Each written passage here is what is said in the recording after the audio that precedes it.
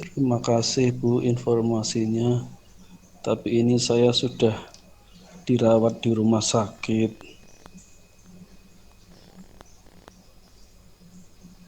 karena sudah tidak kuat untuk di rumah, panasnya tinggi.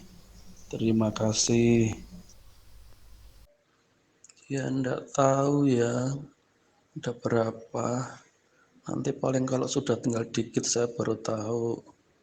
Minta bilangin. Aku kan nggak kuat ini. Untuk bongkar-bongkar itu nggak kuat. Dari duduk berdiri saja itu kayak nafasnya itu kayak orang berlari.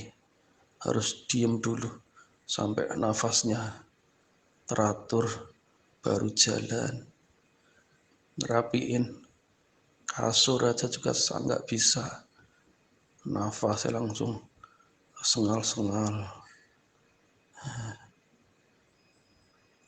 Pokoknya nanti kalau sudah mau habis tak bilangin lah ya. Hasilnya positif COVID, hasil PCR-nya. Nah, baru hari ini tadi dikasih obat virus corona. Kemarin belum karena belum keluar PCR-nya.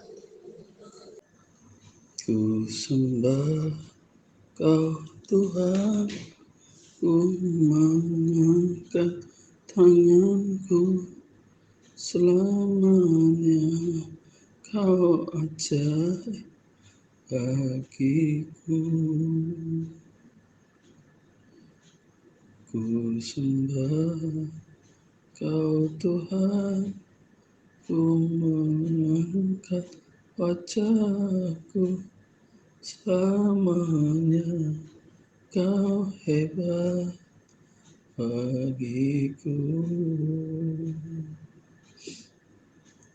Ku sembah Kau Tuhan, ku mengangkat tanganku selamanya. Kau ajaib bagiku. Ku sembah Kau Tuhan, ku mengangkat wajahku selamanya.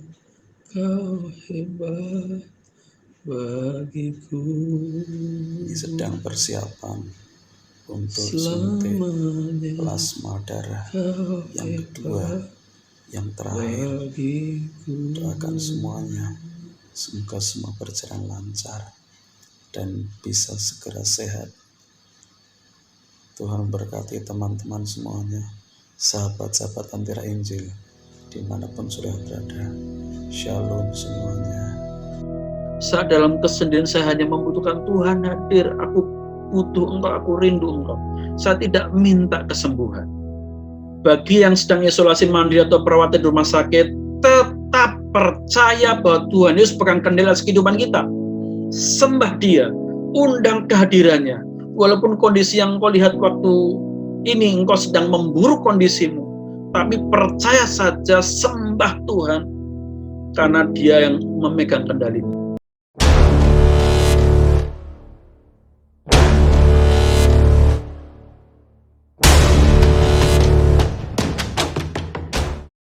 Shalom sahabat-sahabat Lentera Injil dimanapun saudara berada. Kiranya damai sejahtera Kristus dicurahkan di dalam setiap kehidupan saudara. Video saya kali ini bukanlah video apologetika, tetapi video kesaksian. Saya menyaksikan bagaimana campur tangan Tuhan, kuasa Tuhan yang menyembuhkan saya dari serangan virus COVID-19. Video ini saya beri tema penyembahan menjadi titik balik kesembuhan. Sebelum saudara menyaksikan video saya lebih lanjut, mohon dukungan saudara untuk berkenan subscribe, like, dan share. Sebab dengan saudara berkenan subscribe, like, dan share, saudara berarti sudah terlibat di dalam pemberitaan Injil, channel Lentera Injil ini.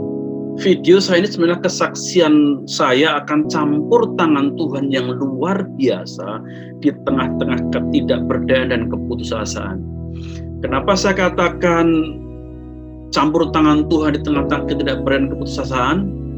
Karena memang saya waktu terpapar virus COVID-19 ini dari waktu ke waktu semakin tidak berdaya dan putus asa. Saya merasa tidak yakin bahwa apakah saya masih bisa tertolong, dalam arti bisa sembuh, hidup, atau justru kemudian meninggal dunia. Hal ini dikarenakan karena kondisi saya yang semakin memburuk dari hari ke hari, lalu kemudian saya mengalami titik balik atau pembalikan situasi sehingga kondisi saya membaik, dan dalam waktu yang relatif cepat dan singkat saya sembuh. Tes PCR saya negatif.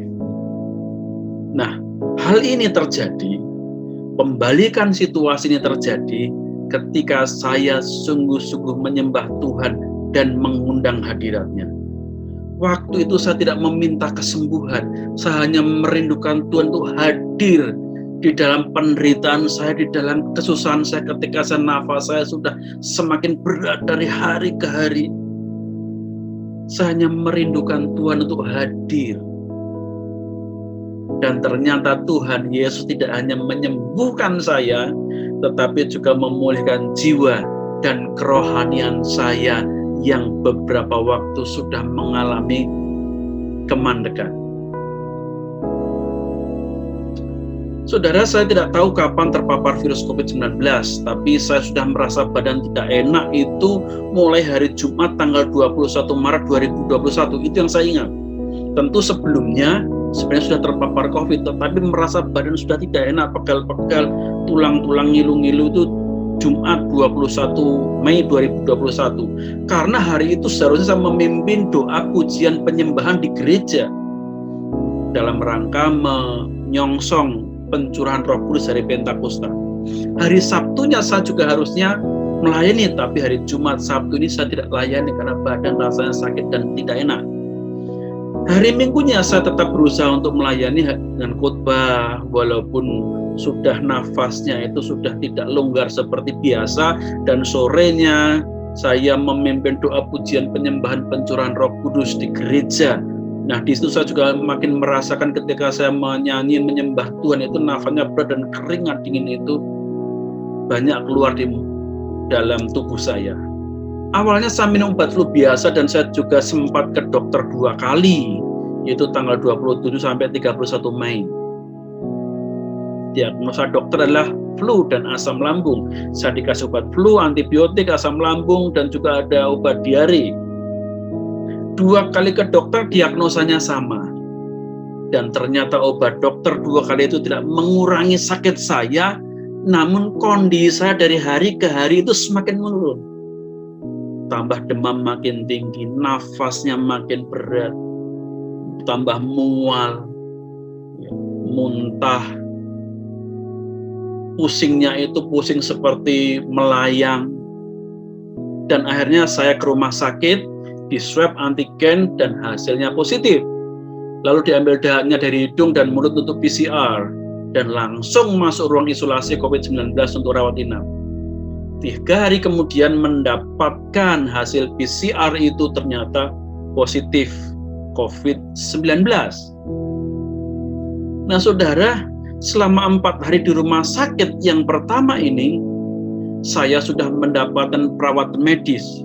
Tetapi kondisi saya juga malah memburuk dengan sangat cepat. Nafas semakin berat, keringat makin deras, dehidrasi, ya, keringat keluar banyak, sampai bed rumah sakit itu basah karena keringat, kering sendiri, lalu basah lagi, kering lagi terus. Bahkan saya sering tertidur dalam keadaan basah kuyup karena keringat yang membanjir. Lalu ketika saya sudah dinyatakan positif COVID-19, hasil PCR-nya, kemudian saya diberi antivirus. Masalahnya ketika saya minum obat antivirus untuk COVID-19 itu yang diberikan rumah sakit, jantung saya berdetak kencang, keringat dingin terus keluar, berdebar-debar, nggak bisa tidur karena begitu memejamkan mata itu seperti orang terkejut dan terbangun. kaget, teratapan bahasa Jawanya. Bahkan kemudian juga tangan dan kaki itu juga sampai juga bergerak-gerak sendiri karena seperti orang kaget. Dan itu terjadi sepanjang malam, pagi, siang, sore hari. Jadi sejak saya minum obat antivirus COVID itu praktis saya tidak bisa tidur sama sekali.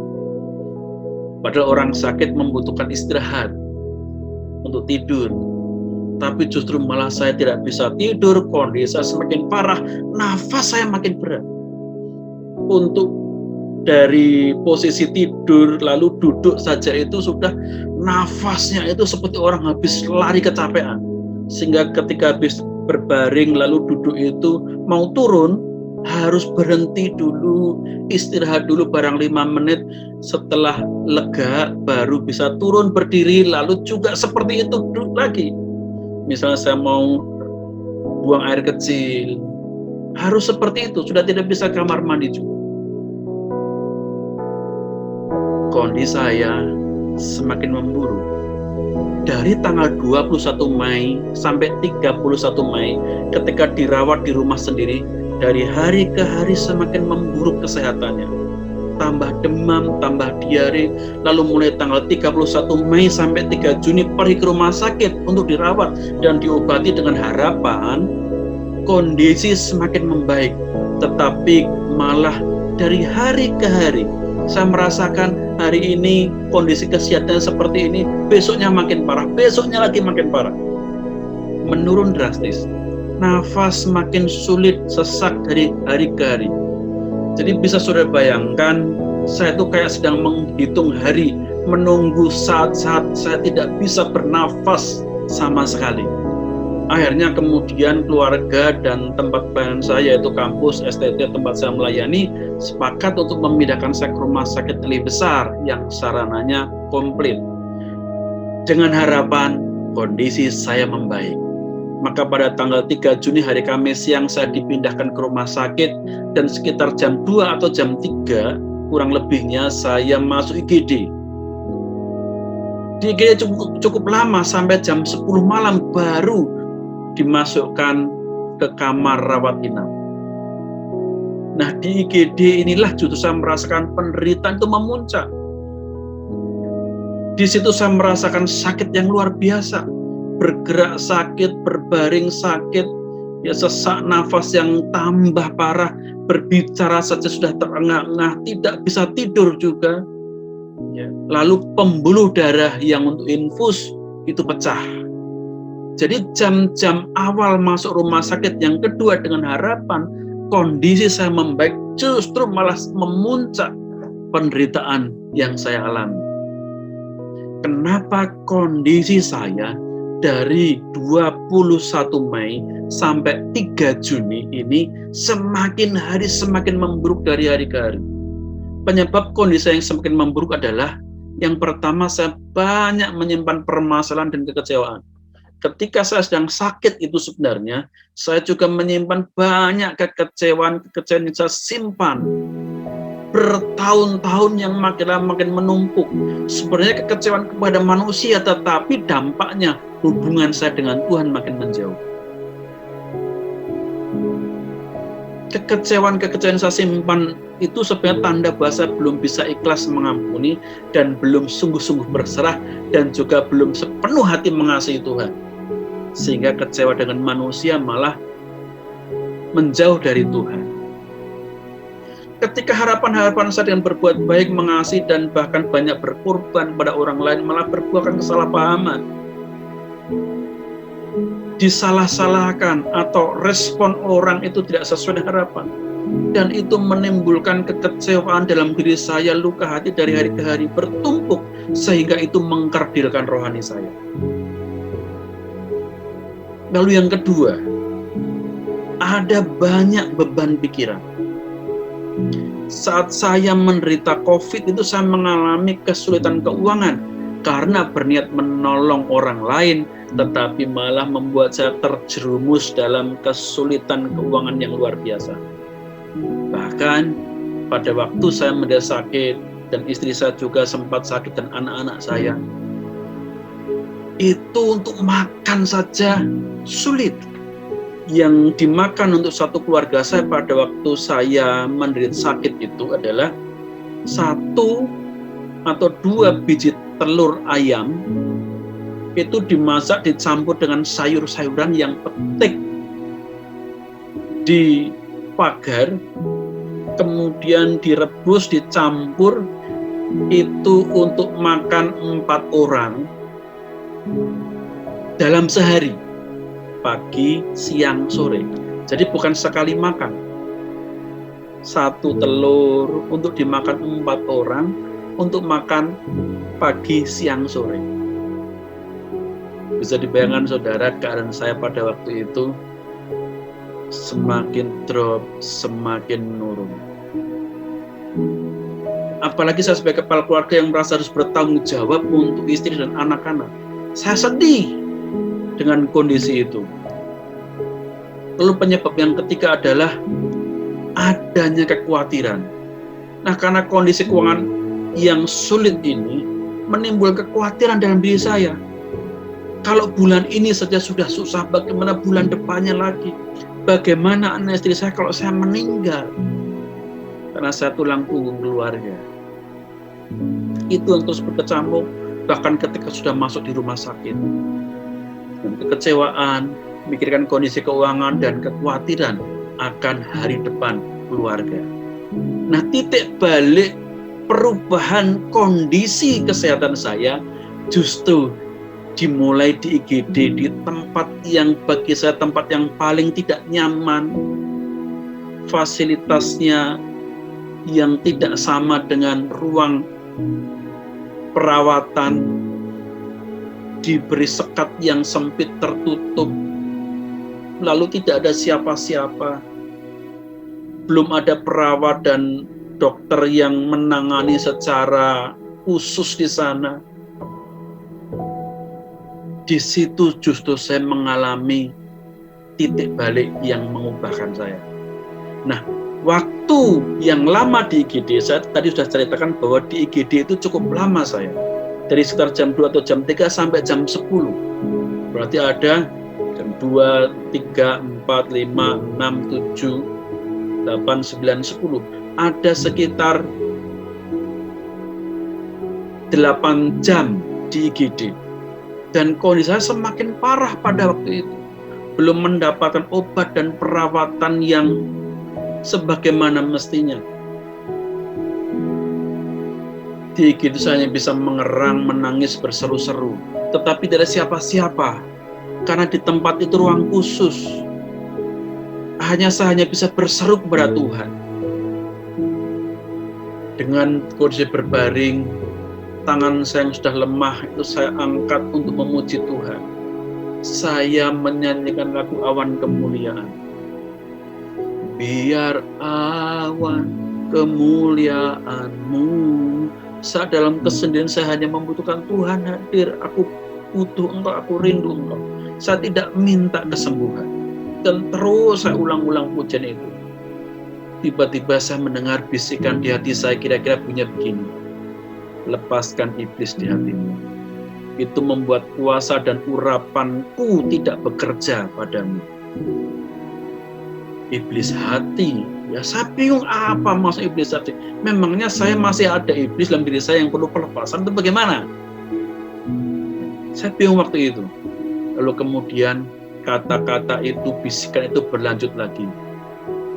Iblis hati itu adalah sesungguhnya adalah hal-hal yang membuat engkau tidak bertumbuh, yang membatasi pertumbuhan rohanimu, yang membatasi dirimu sehingga tidak mengalami kuasa dan mujizatmu. Itu disebabkan kekecewaan yang kamu pendam. Ketika respon orang yang kamu kasih, yang kamu layani, di mana kamu merasa sudah berkorban, tapi respon mereka tidak sesuai harapanmu, sehingga itu menjadi kepahitan. Dan akibatnya kamu tidak bertumbuh, kasihmu kering, rohanimu merosot, engkau menjauh dariku.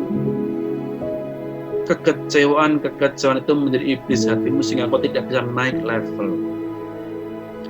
Kamu tidak lagi mengalami pengalaman rohani, sukacita dan kuasa mujizat seperti dulu ketika aku memanggilmu sebagai hamba Tuhan. Ya kira-kira bunyinya seperti itu. Ya tentu nggak pas, tepat seperti itu. Tapi intinya itu yang saya tangkap dalam pikiran saya. Hanya saya berkata, ya Tuhan, aku rela, ikhlas, melepaskan segala macam kekecewaan saya.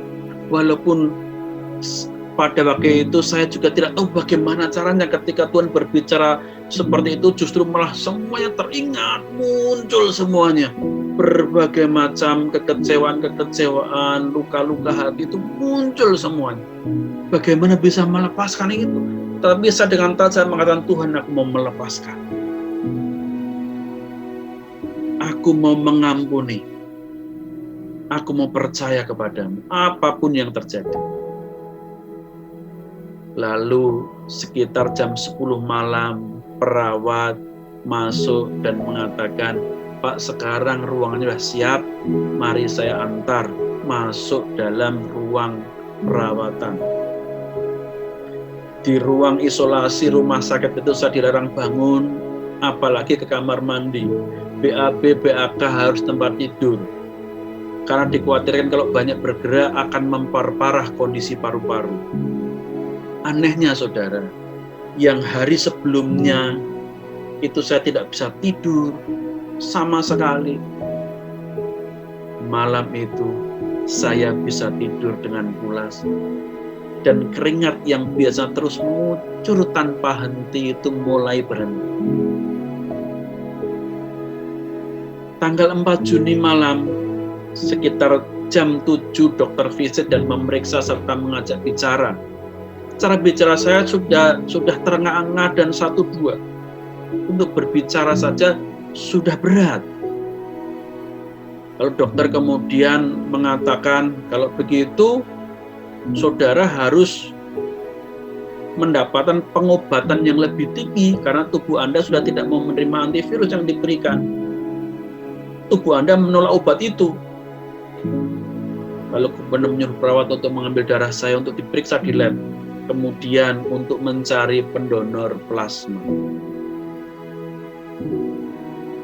Ketika perawat mengambil darah saya sekitar jam 8 malam, ternyata darah saya memang sudah sangat mengental. Sudah terjadi pembekuan darah. Sangat sulit untuk menyedot darah saya dari pembuluh darah saya. Dicari pembuluh darahnya sampai dipindah-pindah untuk mendapatkan darah itu. Akhirnya setelah cukup lama hanya bisa mendapatkan untuk mengisi 1 suntikan itu. Dan itu lama. Dan 2 kali saya mengalami pembuluh darah itu pecah. Sehingga infus dipindahkan yang pertama dari tangan kiri, pindah ke tangan kanan, pecah lagi, dipindah ke tangan kiri lagi. Saat pengambilan darah itu, karena darah saya itu AB, biasa susah mencari donor darah AB, apalagi mencari pendonor AB kovalesen. Tentu lebih susah lagi. Lalu saya berkata dengan pelan-pelan, dengan terbata-bata kepada perawat, darah saya kan AB. Biasanya untuk mendapatkan donor darah AB itu berapa lama? Perawat hanya menjawab, tidak mesti Pak. Yang penting sabar, tetap optimis dan berdoa. Tapi biasanya antara 2-5 hari. Bisa juga 1 minggu baru bisa mendapat. Nah saudara, saya berpikir kalau 2 hari mungkin saya masih bisa bertahan. Tapi kalau 5 hari, dengan pemikiran bahwa dari hari ke hari kondisi saya makin memburuk, apakah saya bisa bertahan? Apalagi kalau sampai tidak dapat donor. Dapat donor pun apakah juga pasti cocok? Apakah bisa menyembuhkan? Jumat malam itu keluarga dan kerabat mencarikan saya orang darah AB yang pernah kena COVID dan sembuh untuk menjadi pendonor. Lalu teman-teman FKUB dan BAMAK juga mencarikan pendonor. Saya hanya bisa berdoa dan lagi-lagi saya hanya bisa menyembah Tuhan. Kali ini saya tidak bisa menyanyi karena suara saya sudah makin susah. Saya menyetel MP3 di HP saya. Saya setel lagu Ya Roh Kudus Berhembus sekarang.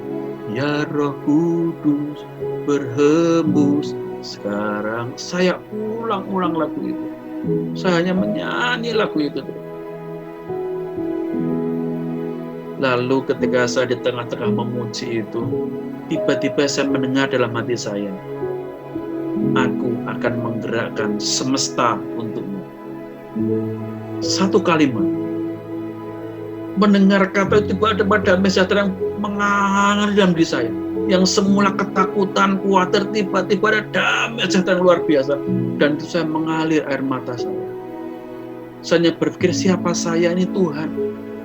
Kok Engkau sampai mau menggerakkan semesta untukku? Dan saya tidak tahu apa maksudnya itu. Lalu melalui WA, di grup itu sempat ada WA masuk dari keluarga saya yang mendapatkan kabar ada orang yang siap menjadi donor di daerah ini. Kemudian ada lagi masuk berita kabar lagi, dan terus ya ada beberapa kabar orang-orang yang siap menjadi donor itu dalam waktu yang sangat singkat. Dan posisi mereka semua di luar kota, tetapi bisa dalam hari itu siap untuk datang ke rumah sakit atau ke PMI untuk diambil darahnya. Dan puji Tuhan, pagi hari mendapatkan kabar ada pendonor plasma yang dekat di PMI terdekat yang siap mendonorkannya, 2 orang. Ini diupayakan oleh pengurus BAMAK dan pengurus FKUB. Nah, disitulah saya baru mengerti apa maksud Tuhan ketika Tuhan berkata, aku akan menggerakkan semesta untukmu. Karena untuk mencari pendonor darah AB itu kan sulit. Sedikit banyak orang bahkan tidak bisa mendapatkannya. Apalagi mencari orang bergolongan darah AB yang sembuh dari COVID-19 dan dengan darah yang tepat dengan saya. Dan ternyata untuk saya ini kan hanya beberapa jam sudah dapat kabar ada beberapa orang yang siap untuk mendonorkan plasmanya. Orang-orang di luar kota siap, tetapi hanya dibatalkan karena ada yang terdekat. Mungkin sekitar 3-5 orang di-cancel oleh keluarga saya dan memilih yang terdekat saja menurut saran dari rumah sakit. Sabtu sore plasma darah masuk ke tubuh saya melalui infus sambil dipantau oleh perawat apakah ada tanda-tanda penolakan atau alergi, tetapi ternyata tidak ada. Minggu paginya saya merasa badan saya membaik, nafas sedikit longgar, tubuh saya tambah kuat. Ada perubahan drastis pada waktu itu. Saya mulai bisa berbicara agak panjang, walaupun saya belum boleh beranjak dari tempat tidur. Minggu sorenya kemudian plasma kembali dimasukkan dalam tubuh saya. Dan Senin pagi saya bisa bangun pagi lebih segar. Sudah bisa bangun, turun di tempat tidur. Saya coba rapikan tempat tidur sendiri. Walaupun saya belum dapat instruksi dari perawat boleh turun, tapi saya coba turun karena badan rasanya lebih segar. Lalu Selasa tanggal 8 Juni mulai diizinkan kamar mandi untuk BAB dan BAK sendiri. Pesannya jangan dikunci. Saya bisa kamar mandi, bisa buang air kecil. Padahal di situ saya mendapatkan obat untuk melancarkan buang air kecil supaya sering buang air kecil. Dari sepanjang hari itu saya sering ke kamar mandi bolak-balik dan ternyata sudah sehat. Lalu sore harinya saya mendapatkan hasil rongsen dan lab PCR saya yang terbaru yang menyatakan bahwa saya sudah negatif COVID-19. Malam hari saya dipindahkan dari ruang isolasi ke ruang perawatan biasa. Dan hari Jumat saya sudah diizinkan pulang. Nah, di sini dari kondisi yang memburuk terus, lalu ketika saya mulai memuji menyembah Tuhan, yang semula saya bergumul berdoa, Tuhan sembuhkan saya, Tuhan Engkaulah penyembuhku, tetapi sudah dalam titik saya sudah tidak mengharapkan kesembuhan, tapi hanya saya mengharapkan kehadiran Tuhan saja cukup. Di situ saya mengalami pemulihan, mulai progres pemulihan terjadi dalam diri saya. Memang pengobatan, perawatan, dan plasma darah itu dipakai Tuhan juga. Ya secara medis, jasmani, itu dipakai Tuhan untuk menyembuhkan fisik saya. Tetapi rohani saya, ketabahan saya menghadapi situasi itu dipulihkan Tuhan lewat pujian penyembahan. Dan mungkin kecepatan mendapatkan plasma darah ini yang mempengaruhi sangat signifikan tingkat kesembuhan saya. Sehingga ketika Tuhan mengatakan akan menggerakkan semesta, itu saya mendapatkan orang yang siap untuk mendonorkan plasmanya dengan waktu yang sangat singkat. Padahal waktu itu COVID juga sedang mulai memuncak. Dari 21 Mei sampai 4 Juni, berarti 14 hari. Kondisi saya terus menurun, grafiknya itu terus menurun, nafas saya makin berat, makin susah. Tetapi ketika saya mulai menyembah Tuhan, ada perubahan yang drastis. Mulai bisa tenang, mulai bisa tidur, dan mendapatkan mujizat yang luar biasa dari Tuhan. Saya mengimani ada campur tangan Tuhan yang menggerakkan dokter, perawat, pendonor, keluarga, semua orang terlibat yang dipakai Tuhan untuk pemulihan diri saya. Hanya saya sembuh, pulihkan, dan hari ini bisa menyapa semua sahabat-sahabat Lentera Injil. Kepada teman-teman yang sudah sembuh dari COVID-19, mari donorkan plasma darah Anda. Karena itu bisa menyelamatkan orang yang terkena COVID-19. Kalau toh kita tidak bisa menyelamatkan banyak orang, minimal ada 1 orang yang terselamatkan oleh darah Anda. Bagi yang sedang isolasi mandiri atau perawatan di rumah sakit, tetap percaya bahwa Tuhan Yesus pegang kendali kehidupan kita. Sembah Dia, undang kehadirannya. Walaupun kondisi yang kau lihat waktu ini, engkau sedang memburuk kondisimu, tapi percaya saja, sembah Tuhan, karena Dia yang memegang kendali, bisa mengubahkan dalam waktu singkat dari kondisi yang memburuk, Tuhan ubahkan menjadi membaik. Saya sudah mengalaminya. Ketika Tuhan hadir dalam kehidupan saya, ada perkara besar terjadi. Semoga kesaksian saya ini menjadi berkat bagi kita semua. Tetap jaga kesehatan, jaga 5M, Tuhan Yesus memberkati. Mujizat masih ada bagi orang percaya. Amin.